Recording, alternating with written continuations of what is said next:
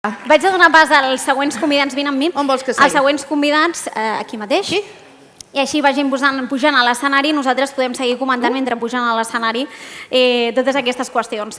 Montserrat Pagès Pellicer, directora del Mascarandell de l'Ajuntament de Reus. Convidem també a pujar a l'escenari per dur a terme aquesta taula rodona. La Carme Portabat, cap de comunicació de la Fundació SURT, i en Sergi Reventós Panyella, cap de l'oficina del Pla Pilot per implementar la renda bàsica universal. Són els convidats d'aquesta tercera franja ja d'aquesta jornada. Els convidem a pujar a l'escenari per parlar, com dèiem, d'aquestes polítiques socioeconòmiques posant a les persones al centre. Per tant, en aquest debat sortiran temes relacionats amb les estratègies d'ocupació, l'economia social, els drets socials i econòmics, també els indicadors socials i la perspectiva de gènere, com dèiem, amb la Cristina.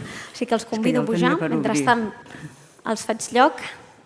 I com deia la Cristina, durant aquests minuts també els deixo un temps perquè vagin començant a fer aquest examen de consciència, que és un tema que no podem deixar per davant, però també et volia dir, Cristina, que ho hem de mirar amb optimisme, perquè són qüestions, aquesta perspectiva de gènere, que ja tenim a sobre la taula, que s'estan tractant i hi ha una visió de futur en aquest camí. Mira, no cal que em diguis els anys que tens. Jo ho entenc que tinguis optimisme. Jo sóc optimista com no us ho podeu imaginar, però ja no tinc paciència, que és una cosa diferent. Entesos? I l'optimisme i la paciència no... Què m'he d'esperar? A que les meves netes ho vegin? Doncs no. Ja n'hi ha prou d'aquest color. Molt bé, doncs amb aquesta reflexió de la Cristina comencem aquesta nova taula socioeconòmica. Benvingudes, benvingut i endavant. Bon dia. Bon dia. Bé, bon dia a tothom, consellera, alcalde, vicealcaldessa, autoritats, senyores i senyors. En primer lloc vull agrair a l'equip de persones que han organitzat aquesta jornada, a la Conxa, al Josep i tot l'equip, per convidar-me. És un plaer i un honor estar aquí compartint aquesta jornada amb vosaltres i també perquè és un agraïment i un reconeixement a la feina que estem fent, que fem cada dia. I després també felicitar-vos per l'organització d'aquesta jornada. Estem en aquesta taula de noves polítiques socioeconòmiques, les persones al centre.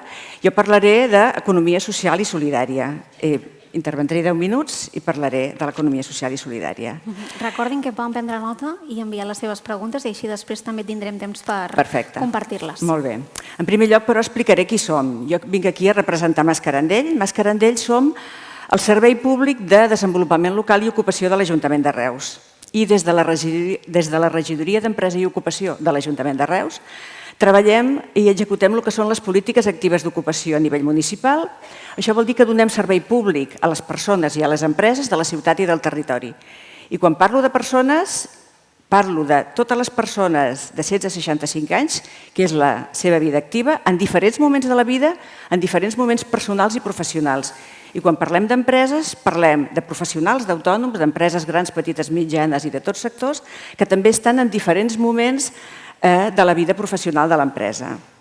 Doncs això és el que fem nosaltres a Mascarandell, acompanyar amb tot aquest procés de l'orientació i la formació al llarg de la vida en aquesta etapa professional de les persones i les organitzacions. I quan parlem de tot això estem parlant de qualitat de vida, de benestar i de desenvolupament econòmic local, integral, intel·ligent i sostenible, perquè les persones sempre són al centre i perquè treballem en xarxa i en relacions amb tothom. I ara vaig a parlar del que és l'economia social i solidària. L'economia social i solidària és aquella economia que tenen les organitzacions, associacions, fundacions, entitats, etc., empreses, que tenen 3 aspectes molt rellevants. Una és que tenen uns objectius econòmics i socials explícits i també sovint mediambientals i laborals. Que tenen unes formes de relació social, de col·laboració cooperativa entre les persones que treballen a l'organització, les persones que els hi produeixen les matèries primes i les persones que consumeixen aquell producte o servei. O sigui que hi ha una relació de col·laboració i d'associació entre tots 3 nivells. I després que tenen uns entorns de treball democràtics. Això és molt important. L'economia social i cooperativa no és un terme nou. De fet, històricament i tradicionalment ha estat molt present en totes les societats i en totes les èpoques de la història. Però és a partir del 2001 quan té lloc el Fòrum Social Mundial a Porto Alegre, l'any 2001, que és a partir d'aquests fòrums socials i mundials que l'economia social i solidària entra a l'agenda política i oficial tant de les Nacions Unides com de l'Organització Internacional del Treball. Això és molt important perquè és quan l'economia social i solidària entra a l'agenda i en els documents estratègics i recomanacions i indicacions d'aquests organismes internacionals. I a partir d'aquí entra a totes les organitzacions. I a nivell local, què vol dir això? Les organitzacions d'economia social, solidària i cooperativa tenen una gran i llarga trajectòria i presència en molts territoris i sectors. I s'han vist potenciades especialment arran de la crisi del 2018. A partir de la crisi del 2018, que va ser una crisi amb molt impacte mundial, es va veure com l'economia social i solidària era una alternativa sòlida i eficaç de generar ocupació de qualitat i de reactivar les economies locals. És molt important això. I és molt important també aquí a casa nostra, a Reus i a tot el Camp de Tarragona i a tot el país, veure com l'economia social i solidària va ser molt present també en èpoques històriques. Sobretot a finals del segle XIX i durant el primer terç del segle XX existien nombroses experiències molt reeixides de cooperatives, de societat de mutualitats, etc. I això és molt important, reconèixer-ho i reprendre aquest patrimoni. I a nivell actual a Reus, l'Ajuntament de Reus l'any 2012 fa una declaració ja d'impuls de suport a l'economia cooperativa en el marc de l'any internacional de les cooperatives. Però és a partir de 2016 quan es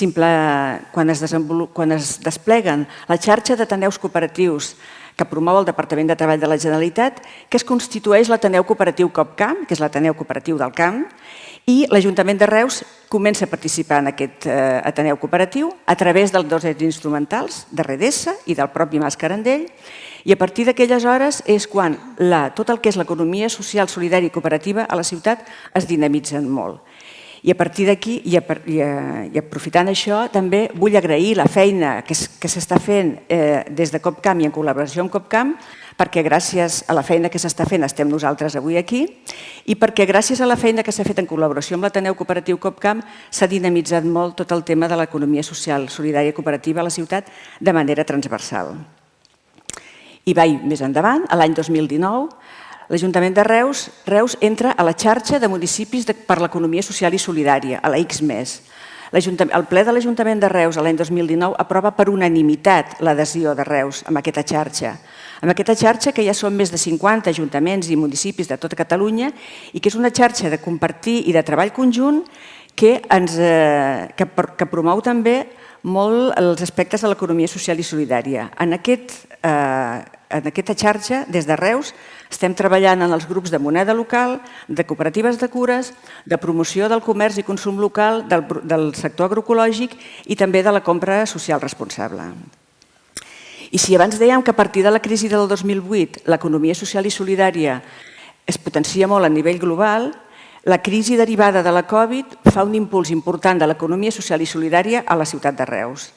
El Pla de Reactivació Socioeconòmica Reactivem Reus té un eix important d'economia social i solidària i aquí permeteu-me que us expliqui dues experiències molt concretes d'aquest pla de reactivació, que són la cooperativa de cures Les Abelles i el projecte Reus Compra Responsable. La cooperativa de cures Les Abelles, que avui tenim algunes de les persones membres d'ella, és una cooperativa de treball que es promou des de l'Ajuntament de Reus, des de la Regidoria d'Empresa i Ocupació i des de Mas Carandell, en el marc d'aquest pla de reactivació socioeconòmica Reactivem Reus. Per què? Perquè el servei de cures i atenció a les persones és un dels sectors de l'activitat i dels serveis socioeconòmics que es veu més afectat durant la crisi Covid i majoritàriament les persones que hi treballen solen ser moltes dones amb situacions de condicions de treball molt precàries i sovint treball informal. Per tant, la promoció i la constitució d'aquesta cooperativa de cures Les Abelles el que fa és promoure el treball digne en l'àmbit de les cures, promoure també la dignificació del treball de les dones i formalitzar, passar formal tot aquest aspecte. Ara ja són 12 persones constituïdes en aquesta cooperativa, estan ja donant servei, les podeu contactar i des d'aquí també un agraïment a la feina que estan fent lesabelles.com cooperativa. I després explicaré un altre projecte que també estem fent des de Reus, que és el Reus Compra Responsable. També durant els primers mesos de pandèmia es va impulsar aquest projecte que es diu Reus Compra Responsable, per promoure el comerç local, el comerç de proximitat i el repartiment dels productes a domicili, no des de les grans corporacions, sinó des del comerç local i de proximitat al domicili, amb un repartiment sostenible perquè es fan tricicles elèctrics i amb unes persones contractades en jornada completa i treball digne. Això és un projecte molt interessant i que ens enorgulleix molt també perquè és una associació de molts actors diversos. En primer lloc, l'ecosistema cooperatiu de Reus, les associacions comercials Comerç Solidari de Reus, la Unió de Botiguers de Reus, el Tom de Reus, la Fundació Formació i Treball i l'Ajuntament hi participem a través de l'Agència de Promoció de Ciutat i del mateix Mascarandell. Tots aquests agents es van ajuntar per promoure aquest comerç social i sostenible a la ciutat i per donar eines a les petites establiments de la ciutat perquè les persones de la ciutat i del territori puguin accedir als recursos i serveis i ho fan a través de la Fundació Formació i Treball, que ha contractat 2 persones regularitzades i el repartiment es fa amb tricicles elèctrics. Això seria el Reactivem Reus. Però també, i com parlava primer l'Oriol Estela a la primera intervenció, també treballem en planificació estratègica des de fa molt temps i el passat 17 de juny es va presentar aquí mateix l'Estratègia de Desenvolupament Local i Ocupació de Reus 2021-2030, lligada també a aquest Pla Estratègic Reus Horitzó 2032, que és un projecte també participat i acordat amb més de 200 agents diferents del territori i té uns eixos importants també de treball digne i de foment del consum i del comerç local, no només per a les persones, sinó també per a les empreses i per a la indústria. I a partir d'aquí s'està treballant ja en el que és el Pla d'Acció de l'Economia Social i Solidària, que estarà llest també els propers mesos abans de l'estiu per l'any que ve, perquè l'objectiu d'aquest Pla d'Acció de l'Economia Social i Solidària és incloure l'economia social i solidària de forma transversal en totes les polítiques, per tal de democratitzar les organitzacions, per promoure que la ciutadania sigui més activa i més participada i per donar respostes directes a les necessitats de les persones. Moltes gràcies per la vostra atenció. Moltíssimes gràcies. Montserrat Pagès, moltíssimes gràcies per compartir-ho amb nosaltres. Ara donem pas a la Carme Porta, ella és la cap de comunicació de la Fundació SURT. És el teu torn, estem expectants per sentir-te. Sense pressió. Molt bé. Molt bé, doncs moltes gràcies per convidar-nos, especialment a l'equip, que a més has tingut una cura brutal amb tota la convocatòria. Jo crec que ens han tractat molt bé a les ponents i ponents. Clar, jo parlo des de l'experiència d'una entitat del tercer sector social, que treballem amb persones que tenen situacions d'altes vulnerabilitats i que han vist com precisament en tota la pandèmia encara ha empitjorat més. I llavors parlaré molt des d'aquesta perspectiva, en aquesta necessitat de canvi de les polítiques socioeconòmiques. El temps de pandèmia també hem patit una cosa que és la manca de socialització o la socialització nul·la en alguns casos i això també ens ha de donar un altre enfocament, vam començar amb el tot sortirà bé i tot allò i hem anat veient com que cada vegada hem estat pitjor, que no només no hem arreglat res sinó que a més ens hem anat posant en una individualització molt més greu. Per exemple, a Mèxic tenen un terme que a mi m'agrada molt, que és engentar-se, que és l'agobi quan hi ha molta gent i com d'alguna manera la gent utilitza la Covid com a excusa per no socialitzar-se. I realment aquest ha estat el deixar-se de relacionar, el deixar-se d'estar en comunitat en aquests mesos que hi ha hagut mesures dràstiques realment, necessàries però mesures dràstiques, ha creat, jo crec, no sé si monstres, engendros en tot cas, en aquesta manca de socialització que en un moment en què han augmentat les desigualtats, que han corregut moltíssimes notícies falses, de pujada de preus de l'energia i de preus del dia a dia, en el dia a dia, i que, a més, malgrat hi havia una suspensió teòrica, de facto hi ha hagut desnonaments. Nosaltres que estem allà al Raval de Barcelona, al nostre mateix carrer hem viscut dos desnonaments. És a dir, no ha estat veritat. Possiblement no han pujat perquè hi havia aquesta suspensió, però sí que s'ha seguit fent i això vol dir que en un moment en què la vulnerabilitat era extrema s'ha seguit augmentant les desigualtats i la vulnerabilitat cada vegada ha pujat més. I per tant, com tornar a socialitzar-nos després del que hem viscut, quan molta gent encara el que fa és socialitzar-se a les xarxes, cosa que és molt curiosa, que és un entorn hipertòxic, no? I com, no més que tornar, com reconduir les nostres polítiques socioeconòmiques per posar les persones al centre. Jo faig el comerç de proximitat versus Amazon o els drets versus interessos econòmics.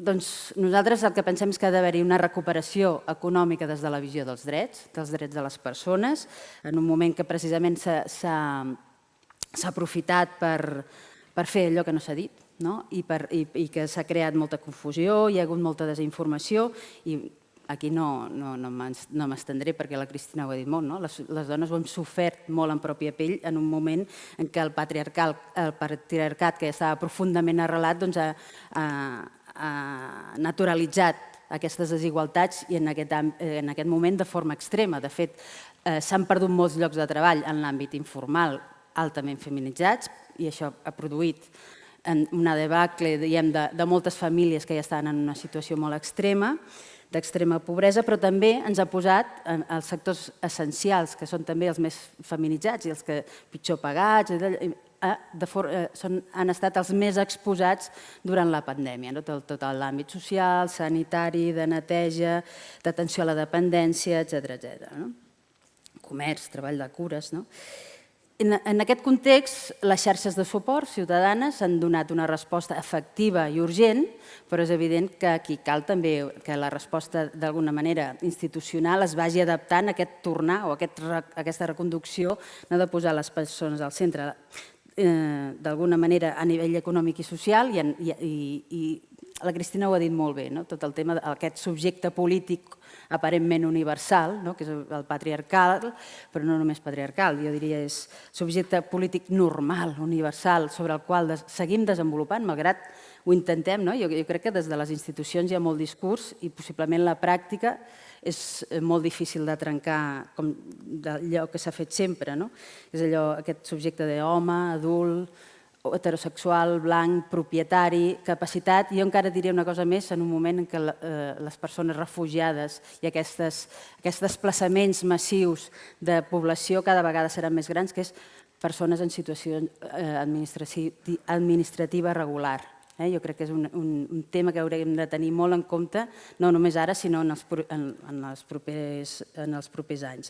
Doncs bé, aquest subjecte polític que ho té tot de cara és sobre el qual estem desenvolupant les polítiques aparentment neutres, aparentment universals, i per tant estem deixant al marge la majoria social. És a dir, joves, gent gran, infants, dones, gent no blanca, de pell d'altres colors, gent discapacitada. És a dir, la majoria social estem fent polítiques per un percentatge petit de la societat. En aquest sentit, des de les entitats del tercer sector i en concret des de Fundació Surt, el que pensem és que cal reprendre les polítiques d'acció comunitària, la construcció del comú, però també des d'una acció social, diem, que no és una política d'urgència, sinó que és una política a mig i llarg termini, però que els fruits, diem, i els èxits són més poderosos. És una inversió social que ha de contenir accions col·lectives i amb els col·lectius, o amb la societat, en tot cas, i donar impuls a aquestes xarxes de suport i ajuda mútua, però des d'aquesta perspectiva de canvi de subjecte i de canvi d'estratègies i amb el suport institucional que doti de recursos i de reconeixement. Jo crec que és donar valor a allò que no en té, allò dels intangibles. Els treballs de cures que han estat essencials tornen a ser invisibles. doncs això no pot ser. Hem de seguir donant valor a allò que dèiem que ens en sortiríem, ens en sortirem bé i estem veient que no, perquè el que hem fet és la tornada a la normalitat, no ha canviat les estratègies, sinó que ha sigut realment una tornada a aquella normalitat que de forma clara no desitjàvem la majoria de la societat. I després aprofitar el que la pandèmia ens ha posat sobre la taula. Abans la consellera deia, ens obre reptes. El que sí que ens ha obert és ens ha posat sobre la taula noves necessitats. I unes noves necessitats necessiten també noves polítiques socioeconòmiques, diem que d'alguna manera es basin en l'equitat, en el desenvolupament no només d'igualtat d'oportunitats, sinó dotar d'equitat real de base a la societat per tal d'oferir oportunitats reals a la gent. I això vol dir recursos comunitaris, avançar i no retrocedir, com s'ha fet en molts casos, en el reconeixement de drets col·lectius i individuals i d'aquesta acció comunitària construir solidaritat i empoderament col·lectiu, però també empoderament individual. Estem parlant de la necessitat d'empoderar aquells col·lectius, aquelles persones, aquelles majories que realment estan invisibilitzades o menystingudes en la nostra societat i, per tant, refermar el compromís amb la societat i millorar la convivència, que sembla millorar la convivència, el respecte, sembla... Ostres, d'aquelles coses que tothom ho diu i jo crec que ningú ho fa, així de clar. És a dir, en el nostre dia a dia el tema de la convivència és un tema de respecte mutu, però respecte cap als altres, no respecte només cap a mi. Jo crec que estem en un moment en què la individualitat ha creat engendros, com deia abans, és a dir, he de respectar els meus drets. Però, clar, aquella persona que està reclamant que respecti els seus drets no té en compte els drets col·lectius ni el dret de la gent que té al seu entorn. Jo crec que està sent una cosa cada cop més preocupant. Han nascut en pandèmia noves iniciatives sorgides des de la comunitat, en col·lectius que com deia la Montserrat, es mouen en l'àmbit, en el marc de l'economia social solidària i sostenible, i tenim oportunitats per construir propostes que ens acostin a la vida, que posin la vida al centre, les persones al centre, més que no els diners o els interessos econòmics, que posin les cures al centre, que lluitin per l'equitat social i de gènere i, en definitiva, que aportin valors més que competència buida. Jo posaré un exemple d'un projecte que hem tirat endavant des de la Fundació SURT, que és, diguem, Visibles, que és en plena pandèmia, després del confinament, què va passar? Que les bicicletes van començar a ocupar els carrers de les ciutats. I ara tornen a haver-hi molts cotxes, però va haver-hi un moment en què, ostres, tot eren bicis. I en aquell moment, clar, teníem moltíssimes dones. No hi ha les nostres dones, que diem nosaltres, les que allò en situació irregular, amb extrema pobresa, amb una situació de vulnerabilitat altíssima, sinó dones que no s'havien pensat mai que estarien en aquella situació. Dones, diem, el que en deien de classe mitja, que no existeix,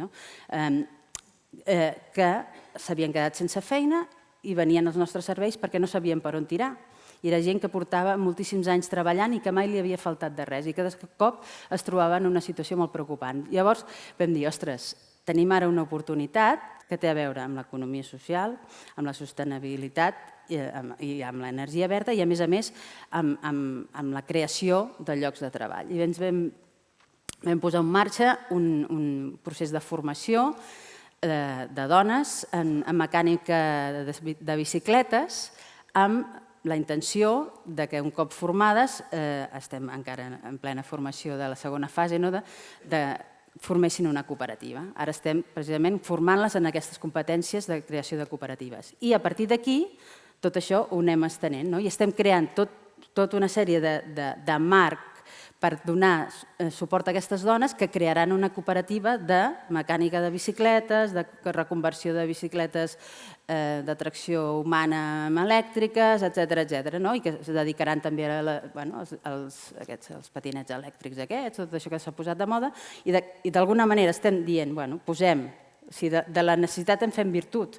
Necessitem això, doncs ocupem uns espais que estan altament masculinitzats, com és la mecànica de bicicletes, formem dones, els hi donem sortida laboral, però a més en l'àmbit de l'economia social i solidària.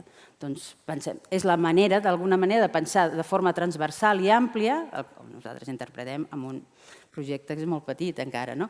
Doncs pensar els canvis socioeconòmics que necessita la societat i, per tant, els reptes és aquest compromís amb la transició ecològica i social i econòmica en aquesta reconstrucció, però que aquesta reconstrucció no sigui en base al que tu plantejaves, Cristina, en base al que ja teníem sense cap tipus de canvi, sinó precisament amb aquesta nova mirada que ens posa sobre la taula les necessitats de la pandèmia. Jo, per acabar ja, perquè si no tinc tendència a allargar-me, jo diria les polítiques socials i econòmiques han de ser polítiques de proximitat, d'universalitat real, des d'una perspectiva de gènere, no com la Maria, sinó que les dones som el 51% de la societat i, per tant, hem de ser presents de forma d'allò, i inclusives. I m'ha fet pensar també abans el tema territorial.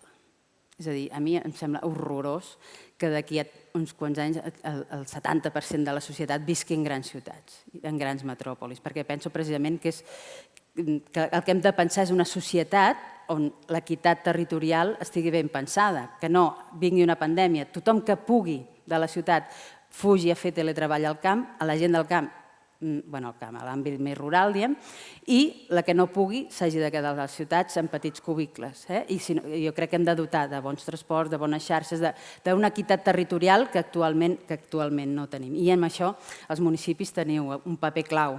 Teniu un paper clau en tant que proximitat, en tant que perspectives, en tant que actuacions comunitàries, en tant que equitat territorial i construïdes de la base de la comunitat, amb aquesta perspectiva inclusiva, no estigmatitzant i participada.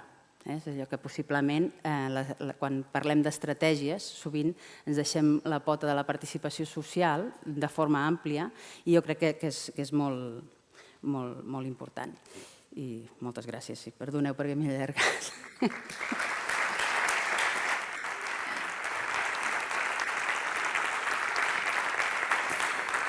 Gràcies, Carme. Crec que estan sortint molts temes i espero després tenir temps per poder analitzar i repreguntar sobre les qüestions que esteu aportant. Sergi Reventós, moltíssimes gràcies per acompanyar-nos també, cap de l'oficina del Pla Pilot per implementar la renda bàsica universal. Aprofitaré aquests minuts de la teva introducció per agafar el mòbil i anar recollint les preguntes que ens estan fent arribar. Així que, endavant. Molt bé. Gràcies per la invitació a aquestes jornades. Realment un plaer estar aquí.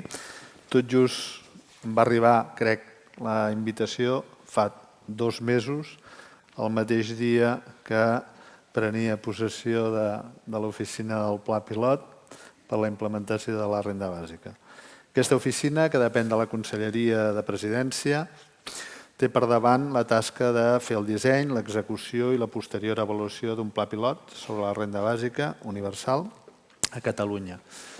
Es vol que sigui un pla pilot ambiciós en quant a mostra de població i quantia a rebre per part de les beneficiàries i que ens aporti dades significatives per tal de poder valorar amb les limitacions pròpies d'un experiment el que pot suposar atorgar a uns milers de persones d'alguna localitat, població o barri d'alguna ciutat una renda bàsica incondicional i individual. Quins canvis socials produirà això? Quines relacions es donaran entre les persones que percebin la renda bàsica?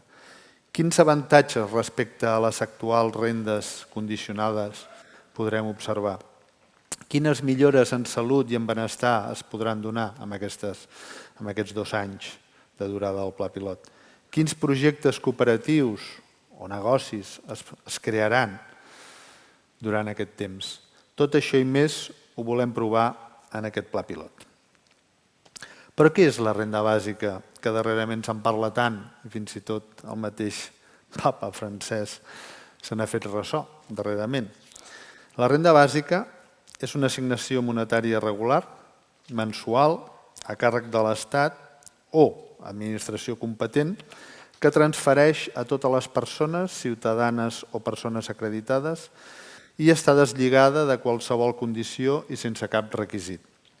És a dir, la renda bàsica és una prestació individual, universal i incondicional. La renda bàsica no és només un mecanisme de lluita contra la pobresa, sinó que, com a dret de ciutadania que és, suposa un mecanisme que incrementa la llibertat de les persones per poder fer ús dels seus plans de vida. En els darrers temps s'han realitzat diversos experiments i plans pilots a molts llocs del món i s'han publicat molts articles i investigacions que d'una o altra manera han arribat a una conclusió similar. I aquesta és la meva especialitat, que és la relació entre la renda bàsica i la salut, i sobretot la salut mental de la població. La renda bàsica, amb tots aquests experiments i plans pilots, s'han constatat moltes coses, però sobretot han coincidit que s'han trobat indicadors de benestar psíquica, de benestar mental, de reducció de l'estrès, en definitiva, de millora de la salut mental. La relació entre la renda bàsica i la salut mental és una relació cada cop menys desconeguda. Fins i tot, recentment, un psiquiatre, el Miquel Munàrriz, que és el president de l'Associació Espanyola de Neuropsiquiatria, ha dit que es previndrien més suïcidis amb una renda bàsica universal que amb legions de professionals psicopatologitzant qualsevol indici d'esperança. Paraules del president de l'Associació Espanyola de Neuropsiquiatria. No ens hauria d'estranyar gens en un món on l'Organització Mundial de la Salut parla d'una epidèmia de salut mental paral·lela a la Covid-19, una epidèmia de deteriorament de la salut mental deguda a l'aïllament social, que ha fet menció la Carme, porta les incerteses, les pors, l'estrès, les pèrdues familiars i l'empitjorament de les condicions materials de vida. En definitiva, per tots els canvis negatius que ha suposat aquesta pandèmia. Des de les mateixes Nacions Unides ens alerten que l'actual crisi global ha incrementat els factors de risc associats als suïcidis. També sabem que l'epidèmia de problemes de salut mental està arrasant entre el jovent i les treballadores del sector sanitari, entre d'altres sectors. Ara bé, malgrat la pandèmia ha aguditzat i augmentat aquesta problemàtica de salut mental, sabem també que ja existia prèviament, ja que venim d'una gran crisi econòmica, el 2008, no superada pel que fa a l'empitjorament de les condicions de vida de bona part de la població. Sabem que la desigualtat és un dels majors determinants de la salut de les persones, en especial de la salut mental. A més de desigualtat, hi ha una major prevalença dels problemes de salut mental. Hi ha autors com Richard Wilkinson, Kate Pickett, que han estudiat a fons el fet que els éssers humans són molt sensibles a les desigualtats. La desigualtat no és un tema psicològic i la solució als problemes estructurals que causen aquests alts nivells de desigualtat i malestar mental no vindrà de miraculoses teràpies ni de tractaments psicològics únicament com alguna gent creu. Aquests autors defensen decididament que si reduïm els índexs de desigualtat augmentarà el benestar i la qualitat de vida de tots nosaltres. La desigualtat d'ingressos sembla ser el factor decisiu per determinar la salut mental d'una societat. L'augment de les desigualtats socioeconòmiques i com van acompanyades d'un augment de les patologies mentals en els darrers anys ha estat corroborat per una considerable evidència científica. Unes desigualtats que mostren l'extrema importància que tenen les polítiques de protecció social i econòmica, fonamentals per donar estabilitat i seguretat a la vida i a la salut de les persones. Polítiques de protecció social que suposen augmentar la despesa social i assignar recursos a les accions sobre els determinants socials de la salut, reduir les desigualtats de renda a través de la fiscalitat, incrementar la despesa pública en serveis de salut, educació i serveis socials, polítiques d'ocupació i de millora de les pensions. Els ingressos econòmics estan directament associats amb el nivell de salut. Hi ha una relació directa entre ingressos i benestar emocional que es dona a totes les societats. Sabem que la pobresa impedeix a les persones l'accés a una vida digna, a l'educació, al transport i d'altres factors vitals per a la plena participació de la societat. Ser exclòs de la vida social i rebre un tractament d'inferioritat causa pitjor salut i riscos més elevats de patir una mort prematura. Tanmateix, la pobresa impedeix les funcions cognitives, evitant dedicar-se a altres funcions i tasques que no sigui estrictament la supervivència diària. Les persones aturades, les minories ètniques, la gent treballadora immigrant de països pobres, les persones amb discapacitat, les refugiades i les persones sense llar estan més exposades a la pobresa i a patir problemes de salut. És prou sabut, també, que les persones que viuen al carrer tenen l'índex més elevat de mort prematura i una esperança de vida de 26 anys inferior a la mitjana de la població. Més concretament, pel que fa a la salut mental, hi ha prou evidència que l'estrès que produeix viure en la pobresa és particularment perjudicial per les mares durant l'embaràs, pels nadons, la infància i la gent més gran. Estem vivint, doncs, temps d'incertesa derivats de la pandèmia de la Covid i la por al futur i l'absència de perspectives pels propers anys estan generant un augment de problemes de salut mental que diverses investigacions estan posant de manifest. La gent que té més inestabilitat i inseguretat laboral presenta més símptomes relacionats amb l'ansietat, la depressió, l'insomni. Sense seguretat econòmica en la vida de les persones, aquestes no poden actuar racionalment o no es pot esperar que ho facin. Els mercats de treball des de fa anys són llocs insegurs, on hi ha ocupacions inestables.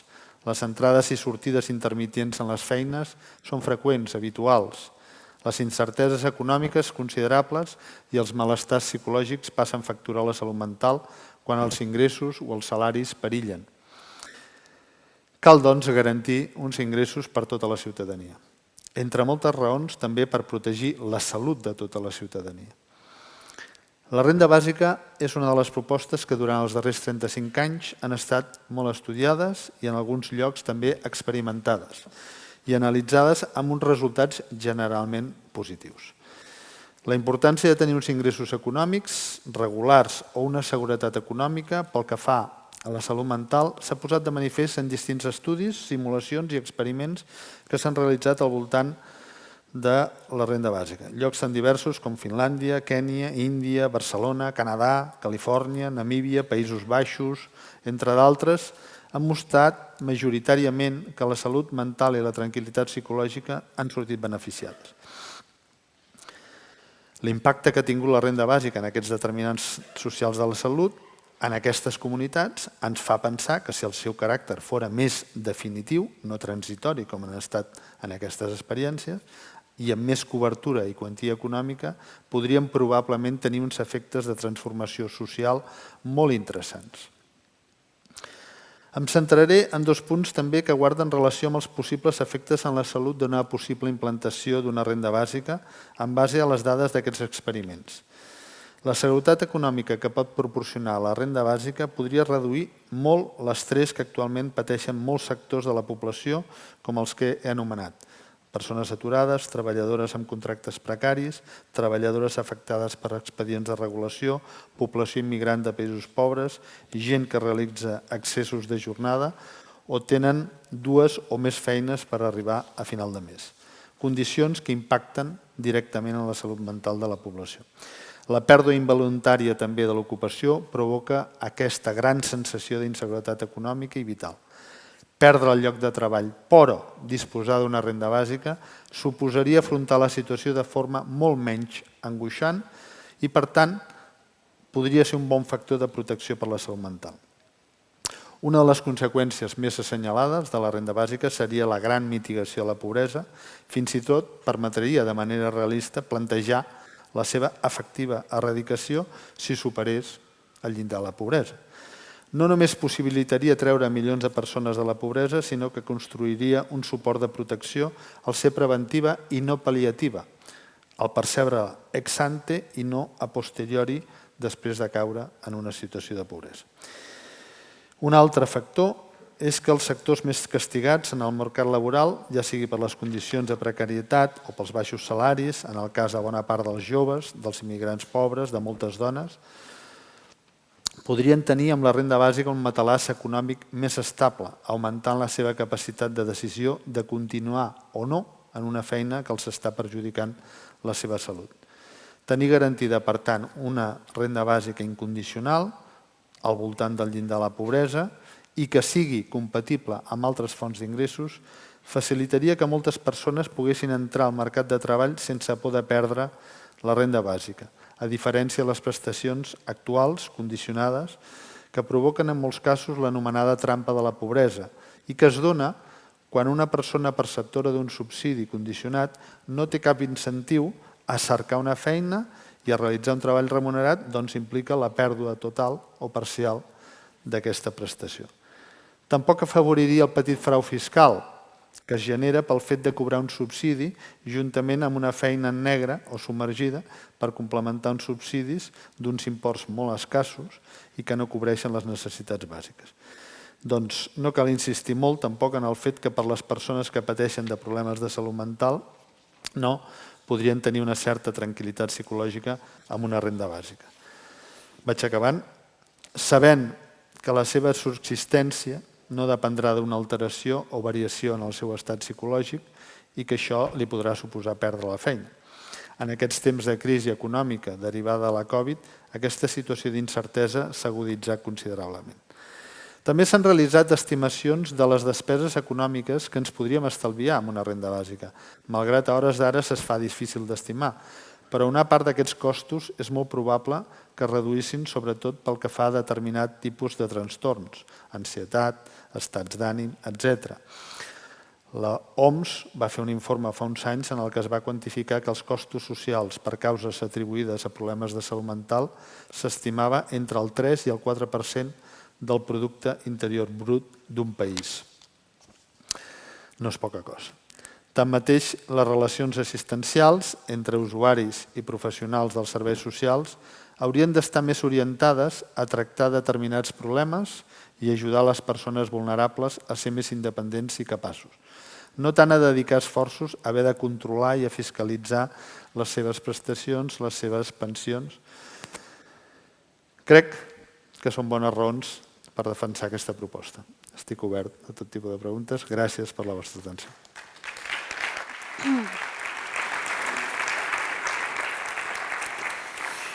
Doncs els he de dir que tenim moltes preguntes però tenim poc temps.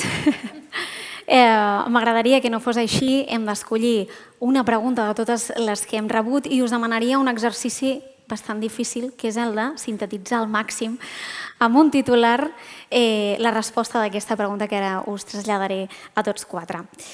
Ens pregunten, és fàcil que creixi l'economia social i solidària en moments de crisi, ho comentàveu ara. Com es pot promoure un escenari de més estabilitat? I entenc que la renda bàsica universal també aniria per aquí. Sergi, si vols començar i fem... Bé, jo crec que garantir una seguretat econòmica a tota persona facilita tot el potencial i la creativitat per generar determinat tipus de creació d'economia, cooperatives, negocis. Això fins i tot tenim evidència en aquests plans pilots que s'han realitzat arreu del món i això és una realitat. Llocs com Namíbia, la Índia, que han permès que alguna gent amb uns ingressos han pogut invertir en comprar una màquina de cosir, un mòbil i muntar una petita cooperativa, economia productiva, etc. Carme. Jo, a banda de defensar, se sent? Sí, no? De defensar fermament la proposta de la renda bàsica, ja no m'estendré. Aviam, jo crec que l'economia social i solidària és bàsica per una reconstrucció, perquè partim de la situació de suport a l'emprenedoria. L'emprenedoria era empènyer la gent a projectes en què la gent era autònoma i sense un cert acompanyament que era necessari, i això ha abocat a molts projectes de negoci, a molts projectes d'autoocupació, doncs, ostres, a unes situacions molt preocupants, per dir-ho d'alguna manera, i pocs èxits. Llavors, jo crec que agafar l'experiència de l'emprenedoria, donar-li el marc de l'economia social i solidària i, sobretot, fer un acompanyament. Jo abans posava un exemple, però és que jo crec que el més important sí que és la formació, sí que és donar eines, però sobretot també un acompanyament, que no diguis, vinga, ara ja tens les eines, apanya't.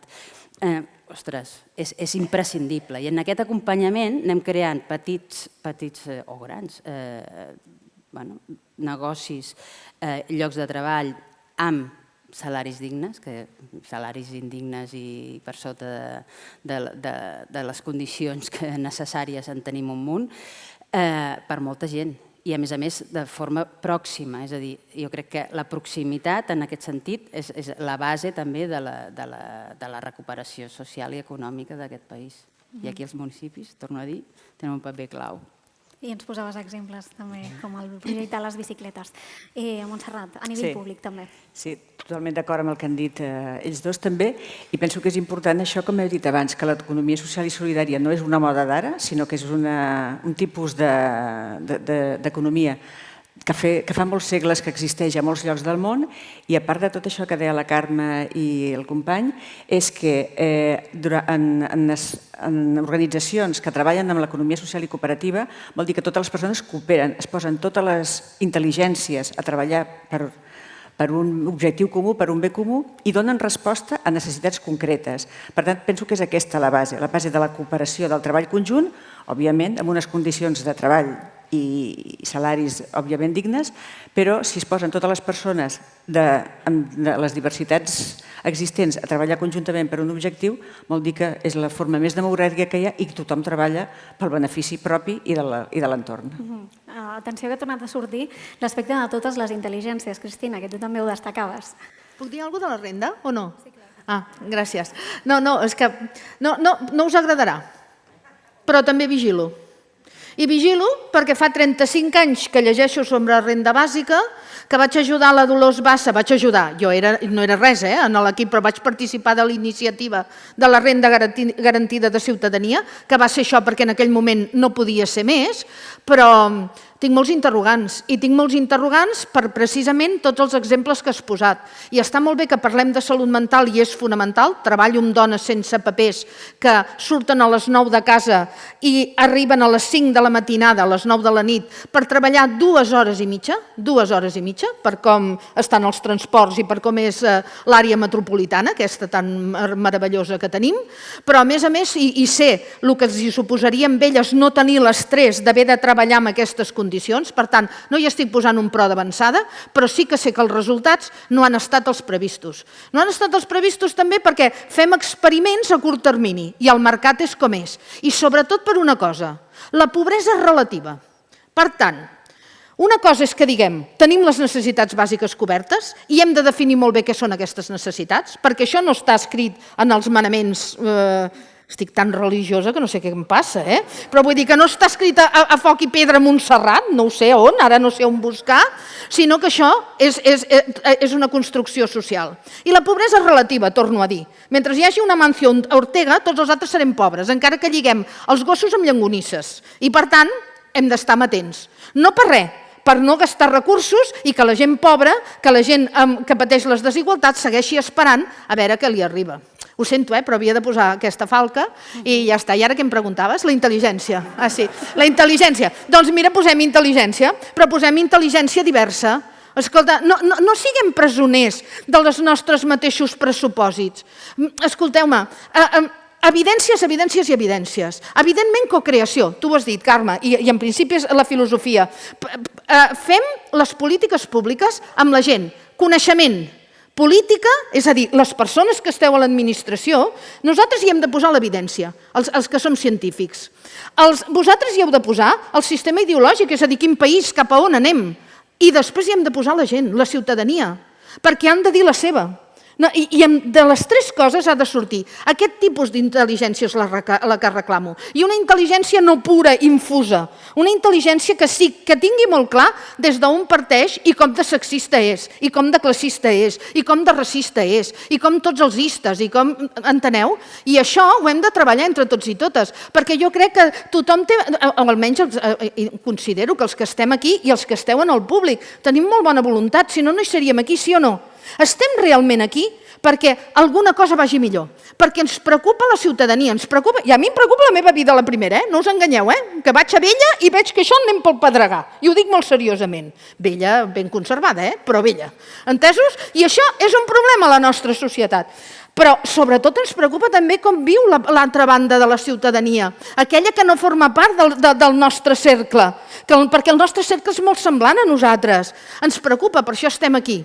Però deixem davant del bonisme i anem de debò a analitzar què fem i per què serveix. Evidència, evidència, evidència. I de cada política anem a avaluar-la amb evidències. I evidències vol dir, molt bé, està molt bé que per la salut mental, que això ja és un gran d'això, però què hem dit de la desigualtat?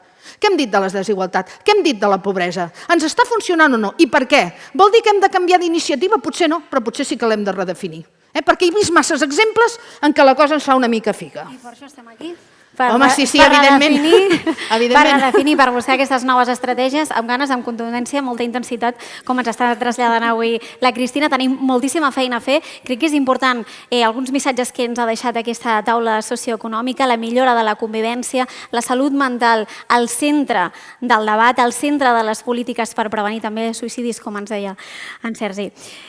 Moltíssimes gràcies. Treballem cap a aquestes polítiques socials per millorar el nostre entorn, per millorar el nostre dia a dia i també el teixit laboral en el que estem immersos. Moltíssimes gràcies als quatre.